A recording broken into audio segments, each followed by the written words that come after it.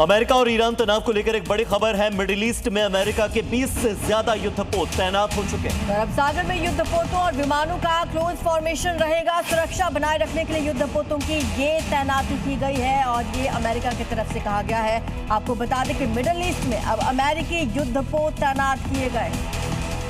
20 से ज्यादा अमेरिकी युद्धपोत तैनात किए जा रहे हैं और अमेरिका ने खुद इस बात की जानकारी दी है कि सुरक्षा बनाए रखने के लिए इन युद्धपोतों की तैनाती की जा रही है।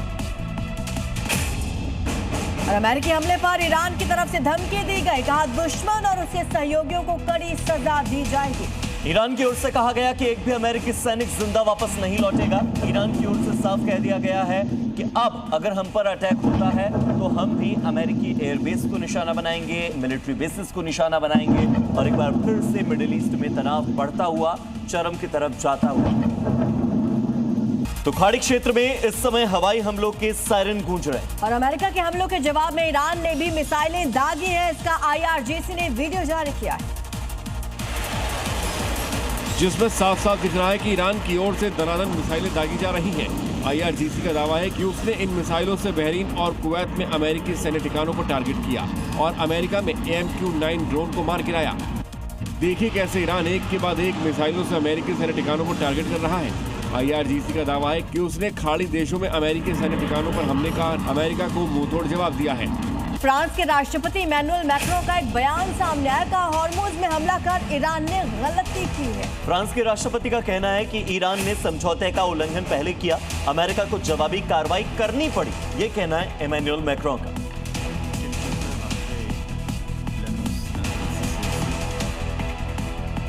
तो आपको बता दें कि इमैनुअल मैक्रों तुर्की के अंकारा में नेटो के शिखर सम्मेलन में शामिल होने के लिए गए थे। इससे पहले वो सीरिया में मौजूद थे जहां दमिश्क में वो रुके थे, वहां पर अटैक भी हुआ था।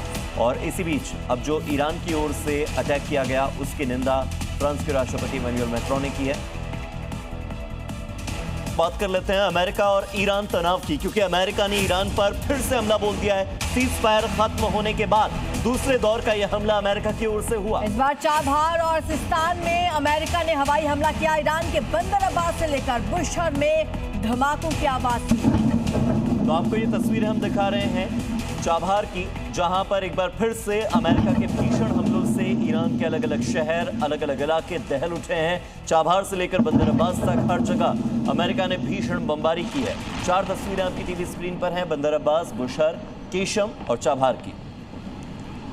तो दूसरे दौर के हमले शुरू कर दिए हैं। आपको बता दें एक बार फिर से US और ईरान में जंग छिड़ गई है। एक बार फिर से घमासान देखने को मिल रहा है। अमेरिकी हमलों की तस्वीर ईरान के चाबहार की है। मिसाइल और बमों के ताबड़तोड़ हमलों से पूरा ईरान दहल उठा। ईरान के रणनीतिक रूप से अहम चाबहार में धमाकों की तीव्रता इतनी थी कि कई हिस्सों में बिजली गुल हो गई।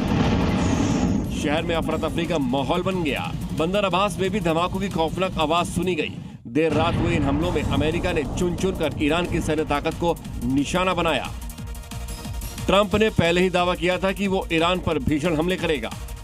तो ईरान हमले पर डोनाल्ड ट्रंप का बयान भी सामने आ चुका है, कहा हॉर्मुज में जहाजों पर हमले का हमने बदला लिया। अमेरिकी राष्ट्रपति का कहना है कि ऐसा दोबारा हुआ तो हालात और भी ज्यादा खराब हो जाएंगे। ईरान के पास कभी परमाणु हथियार नहीं होने देंगे, ये कहना है अमेरिकी राष्ट्रपति डोनाल्ड ट्रंप का। एक बार फिर से परमाणु हथियार की बात को डोनाल्ड ट्रंप ने दोहराया, कहा ईरान के पास कभी परमाणु हथियार नहीं हो सकता और हॉर्मुज में जो हमला किया गया था हमने उसका बदला लिया। अमेरिका इसे जवाबी कार्रवाई बता रहा है, इससे प्रत्युत्तर बता रहा है। अमेरिका का कहना है कि सीज फायर का खुला उल्लंघन और आक्रामक कार्रवाई पहले ईरान ने की। उसके सामरिक ठिकानों को चुन चुन कर उड़ाना शुरू कर दिया, क्योंकि ट्रंप ने इस बार साफ साफ कह दिया है कि ये कोई युद्ध नहीं है, ये ईरान को परमाणु हथियारों से मुक्त कराने की कार्रवाई है। ट्रंप ने आशंका जताई है कि ईरान की किल लिस्ट में उनका नाम सबसे ऊपर है, लेकिन इससे कार्रवाई पर कोई फर्क नहीं पड़ेगा क्योंकि ईरान के पास अब लड़ने की ताकत नहीं है। हालांकि इसके बाद ईरान ने इजरायल को एक दिन में घुटनों पर लाने की धमकी भी दी।